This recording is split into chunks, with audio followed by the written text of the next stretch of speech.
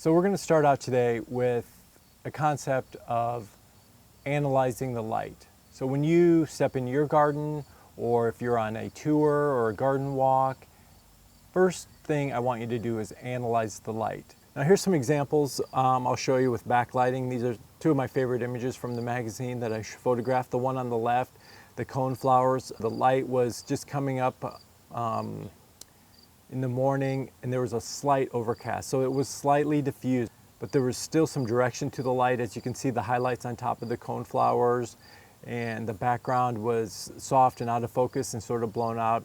I think that's a beautiful image, and that's a perfect example of what backlight can do for you.